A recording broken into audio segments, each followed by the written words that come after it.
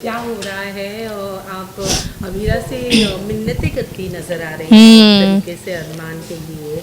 और वो आप ये कहती नजर आ रही हैं कि जब तक आप उसकी ज़िंदगी से नहीं जाएंगे, उनके सामने से नहीं जाएंगे, तब तक अरमान आपका नहीं होगा। राइट। क्या है पूरा सीन सो बताइए। सीन में एक्चुअली गीतांजलि पहले तो आती है, मतलब इसके टू हाफ्स हैं। सो फर्स्ट हाफ में गीतांजलि आती है यहाँ पे अभीरा को ये बताने के लिए कि आप ज़िम्मेदार हो मेरी इस परिस्थिति के, कि आप आसपास रहती हैं अरमान के, इसीलिए वो मेरे करीब नहीं आ पाते हैं। सो अब आपका ज़िम्मा है, आपकी ज़िम्मेदारी है मेरा ये रिश्ता संभालना, मेरी शादी बचाना। वो तो हो जाता है, लेकिन जब वो बोल के जा रही होती है तो एकदम से अभीरा उसको पलटती है गीतांजलि को, और फिर उसे सुनाती है कि तुम लोगों ने जब शादी की तो क्या मुझसे पूछ के शादी की?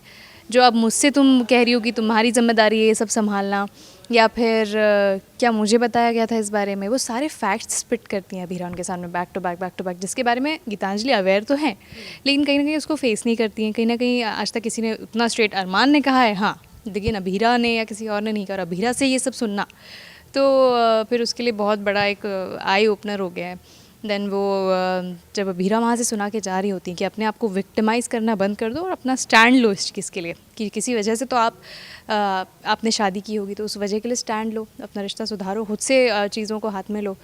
एंड जैसे ही वो बोल के जा रही होती है, गीतांजलि को तब तक रियलाइज़ हो गया सुन के कि यार ये तो सब सच ही कह रही है, अब मेरे पास और कोई मतलब ऑप्शन ही नहीं है बट टू स्लम्प इन अभीराज फीट। तो वो उनके पैरों में गिर जाती है और उनके पैर पकड़ के बिलखती हुई रोती हुई कहती है कि आप ही रिश्ता मेरा संभाल सकती हो, बचा सकती हो मेरी शादी, सो प्लीज़ मेरी हेल्प कर दो। और अभी जो स्लिप होकर वो गिरने वाली हाँ, so it's also one of दो सीन्स जहाँ पे गीतांजलि अरमान और अबीरा को साथ में देख के जलती है, बुरा लगता है उसको, शी फील्स इनसिक्योर।